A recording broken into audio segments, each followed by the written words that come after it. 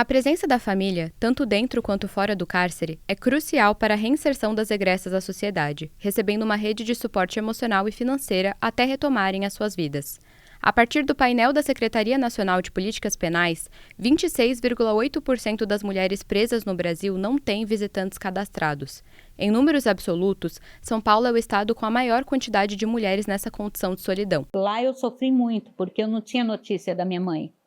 O que me marcava muito era minha mãe. Não ter, sabe? Daí veio em 2019, eu estava deitada, me gritaram o meu nome no dia de visita. Eu estava dormindo. A menina que morava comigo falou: Ive, visita. Eu disse: é impossível, não tenho visita. Quem vai vir me ver? Ela pegou, visita, eu continuei deitada, ela me puxou, caramba, eu tô falando que é visita, vai deixar o pessoal te esperando. Daí eu levantei do jeito que eu estava, desci. A polícia abriu a porta, porque lá é tranca, no dia de visita você não sai para fora. Só quando tem visita. Quando eu saí era minha mãe. Estava velhinha, estava diferente, né? Já tinha 3 anos que eu não a via. Foi em outubro de 2019. Daí eu abracei, beijei, chorei, deitei no colo dela. Ela falou, reclamou, disse que não podia estar vindo, que ela foi num ônibus, que era ônibus que transportava, que era da família, parari, popopó, que ela ficou com medo e tal. Eu peguei, falei para ela, pedi perdão e tal. Quando foi em 2020, daí teve a pandemia, eu não tinha notícia de ninguém, eu não sabia se ela estava viva, se ela estava morta. Então, eu, depois de 2020 para cá, eu tive a Covid 2 vezes. Então, eu fiquei com insuficiência cardíaca e eu fiquei mais debilitada atualmente do que eu sou. Mas eu sempre procurei estar presente, né, com ela, dentro das minhas possibilidades, porque eu já sou aposentada por invalidez desde 1999, quer dizer, antes dela começar a encarar essa vida. Então, problemas sérios de saúde que eu tenho, que me impossibilitam. Mas sempre aonde ela estava, eu ia, procurava suprir as necessidades dela dentro das minhas condições, né? Cheguei até uma vez escondida a visitar ela lá longe. Fui para lá, nossa, porque eu estava muito preocupada, não sabia o que fazer.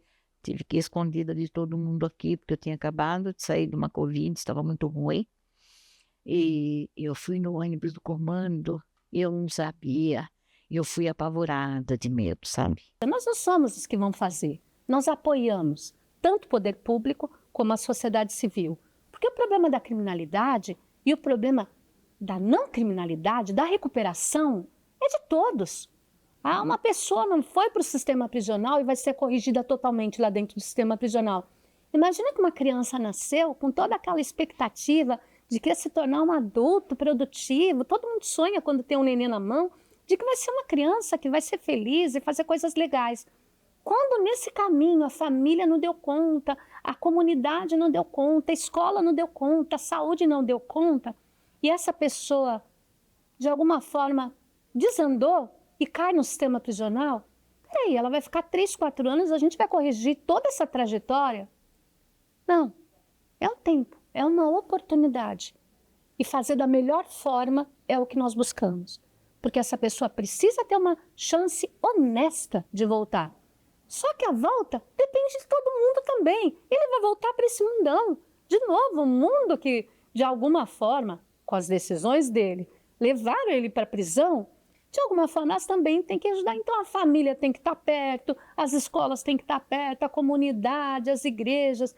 Enfim, nós fazemos uma grande mediação entre as pessoas que podem contribuir com isso. E todo mundo pode contribuir, inclusive um vizinho. Às vezes você tem uma pessoa que tem um filho preso, por que passar pela frente da casa dele e nem olhar com atenção? Se oferece para ficar com os filhos dele enquanto você vai fazer uma visita no presídio? Enquanto essa família vai fazer isso? Então, todo mundo pode fazer alguma coisa. E uma coisa é certa, nem todo mundo acredita na recuperação da pessoa que passou pelo sistema prisional porque cometeu um crime natural. mas todo mundo gostaria que ela se recuperasse. Julgar, claro que a sociedade vai julgar, vai criticar, vai falar mal. Quando você fala que você já teve passagem, a expressão da pessoa muda numa entrevista de emprego, ou até mesmo numa roda de amigos. A pessoa vê você com outros olhos, porque ao ver delas, você não vai se ressocializar, você é uma criminosa, você não é uma pessoa normal. E quando você sai da cadeia, eles esperam o quê que eles esperam? Eles esperam... A primeira coisa que eles vão falar, vai voltar de novo. É a primeira coisa que você vai escutar. Tempo de permanência de uma mulher no cárcere, de uma mulher ou de um homem, isso vale para ambos os sexos, de uma mulher ou um homem no cárcere, maior é a dificuldade para reingresso social. Então, se a mulher fica 10 anos no cárcere, 15 anos no cárcere, ela vai ter uma dificuldade maior para o reingresso social.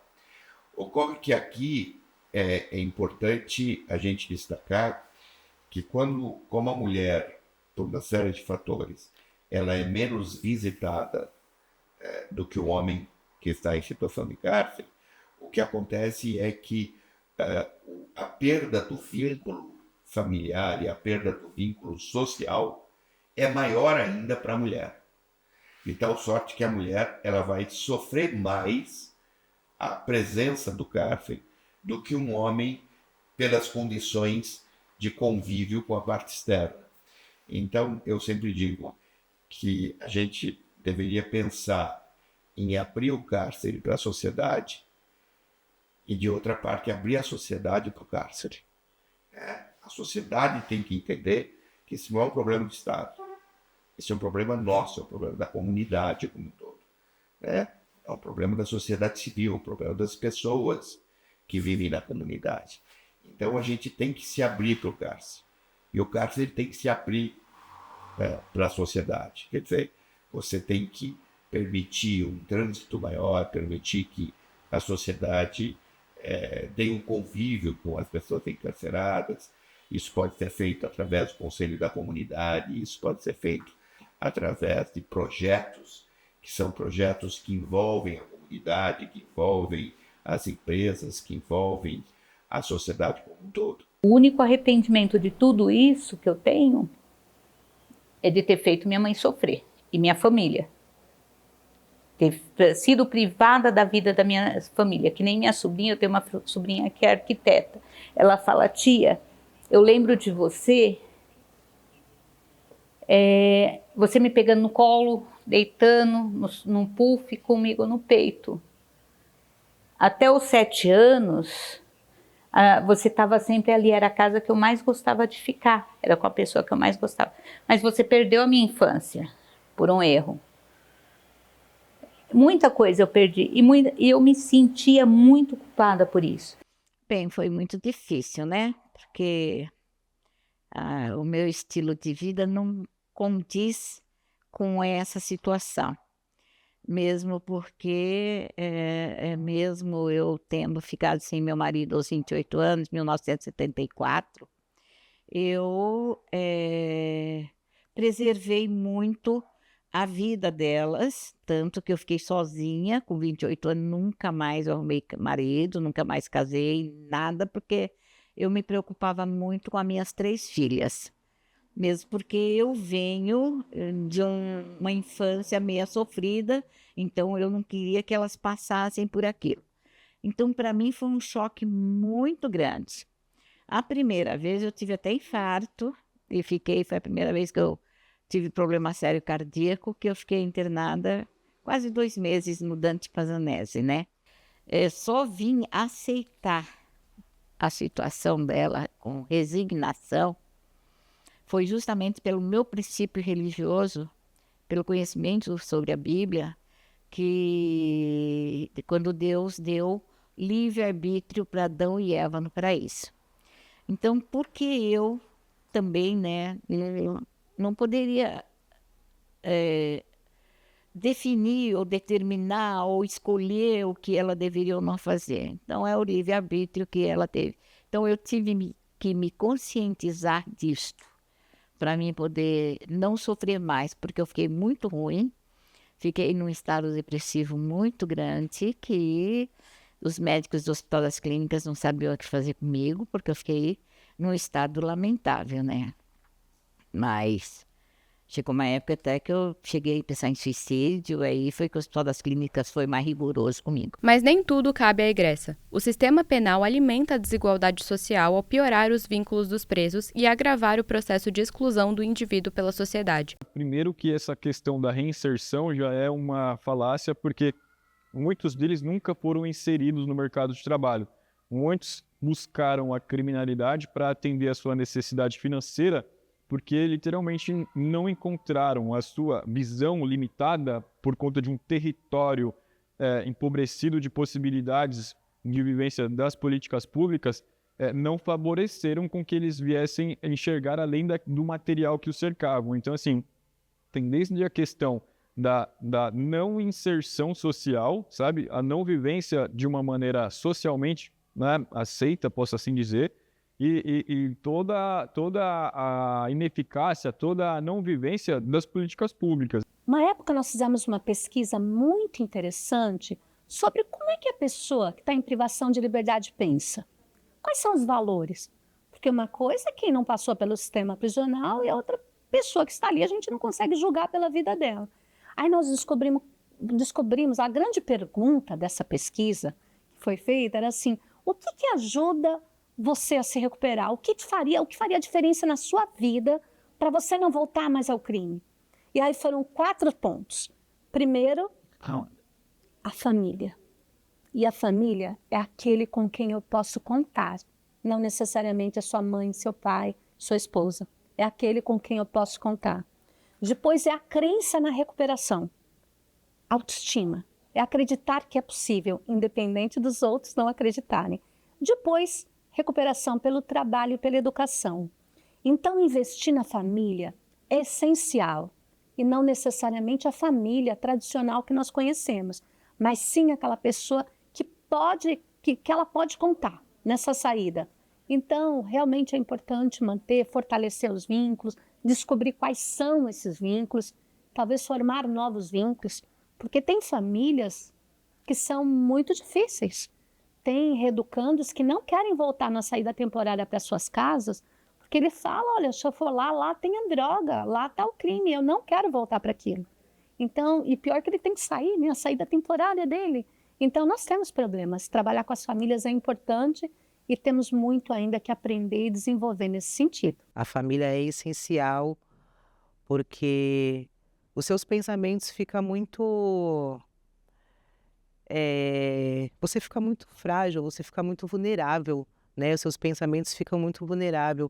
E se você não tiver aquele apoio de que seja um familiar seu, você acaba ficando vulnerável também. Você pensa, pô, não tenho apoio da minha família, então, eu vou me entregar na vida do crime. Muitas pessoas pensam assim, sabe?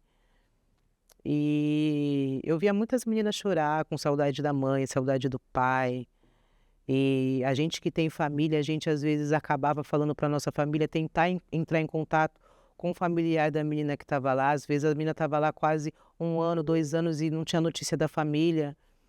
E às vezes a gente até conseguia localizar a família da pessoa, mas às vezes não. Então, assim, a família é extremamente essencial nesse momento. Eu fiquei com muita vergonha, sabe? Aí depois, aos poucos, todo mundo foi me falando, não, Cida. Aí foi que eu comecei a pensar no arbítrio, livre-arbítrio. Então, foi o que eu consegui me estabilizar. Mas eu acho que ela não pode ter muita queixa de mim, com toda a minha exigência, porque eu sou muito exigente. Eu nunca deixei de dar apoio, sabe?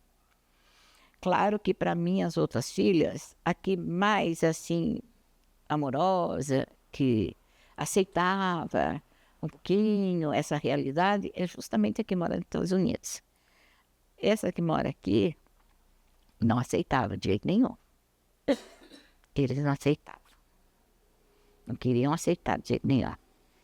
Aí eu peguei simplesmente e falei para eles, olha, ou é, não tem meio termo.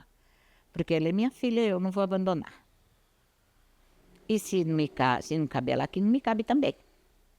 Então, né, ficou naquela, eu falei, cheguei a ser realista, franca com ele, então o negócio é o seguinte, como aqui eu uso frutos meus, vocês me mantêm em outro lugar para ela poder ficar comigo.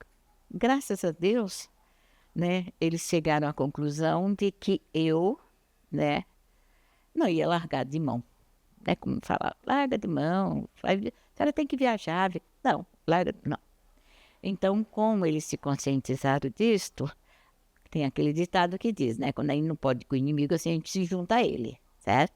E foi exatamente. Graças a Deus, tratam ela com carinho, tratam bem, fazem de tudo por ela, e eu acho que ela não tem queixa da minha filha mais nova, minha neta, o namorado da neta, meu genro. Voltei a ter o convívio familiar. Voltei a ter minha mãe, minha irmã, minha sobrinha, minha outra irmã dos Estados Unidos, falar com minhas sobrinhas. Voltei a ter o contato com a minha família, almoço, aniversário, coisas que eu não tinha já há muitos anos, 20, 18 anos. Para ela, o sofrimento maior foram esses anos que ela perdeu, né? Ela perdeu muitas coisas boas, muita convivência com nós mesmos aqui de casa, com a família toda, mas eu acho que ela está se adaptando bem à nova vida que ela escolheu para ela. Porque eu falei para ela, a sua vida agora depende da sua escolha.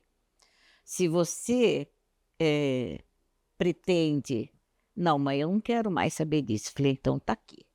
O apoio está todo aqui, de todos os sentidos. Mesmo a gente não tendo, mas a gente vai e luta e faz. Todos nós aqui em casa damos todo apoio. Apoio, amor, isso e aquilo. E sempre falo para ela, você tem que esquecer daqui para trás. Acabou, passou, infelizmente aconteceu, mas vamos lutar daqui para frente. Você é muito chata. Não, ela sabe que eu tenho amor por ela, né? Aliás, eu não sou muito de falar. Talvez pela infância que eu tive, eu não sou uma pessoa assim de falar muito, eu amo você. Às vezes até eu me excedo um pouquinho, falo para a neta, né, te amo muitão. Mas ela sabe disso, porque eu sempre mando cartãozinho sobre mãe, sobre amor de mãe, essas coisinhas assim. Ela sabe que eu tenho amor por ela. Eu sou chata, sou brava, sou exigente, mas ela sabe que eu amo ela muito, né? Claro que só uma mãe para poder tolerar, né? Passar por uma vida dessa e tentar superar, né? Porque se eu não tiver amor por ela, eu vou ter amor por quem?